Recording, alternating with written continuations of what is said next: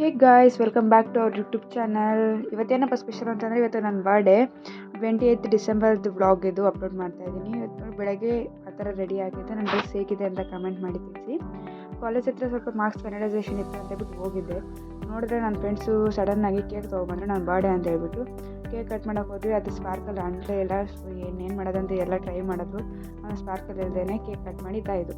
ಆಮೇಲೆ ಕೇಕ್ ಎಲ್ಲ ತಿನ್ನಿಸ್ಕೊಂಡು ಫ್ರೆಂಡ್ಸ್ ಎಲ್ಲನೂ ಆಮೇಲೆ ಮತ್ತೆ ಉಳಿದಿರೋ ಕೇಕ್ನ ಅರ್ಧ ಕೆ ಜಿ ಇಷ್ಟು ಕೇಕನ್ನ ಮುಂದೆ ಇಟ್ಕೊಂಡು ತಿಂತಾಯಿದ್ವಿ. ಆಮೇಲೆ ನೋಡಿದ್ರೆ ಯಾರಾದರೂ ನೋಡಿದ್ರೆ ದೃಷ್ಟಿ ಆಗಿಬಿಡುತ್ತೆ ಅಂತ ಹೇಳ್ಬಿಟ್ಟು ಹಂಗೆ ನಕ್ಕೊಂಡಿದ್ವಿ. ಆಮೇಲೆ ಕೇಕ್ ಎಲ್ಲ ತಿನ್ಸಿದ್ದಾದಮೇಲೆ ನನ್ನ ಫ್ರೆಂಡ್ ಒಂದು ಗಿಫ್ಟ್ ಕೊಟ್ಟರು.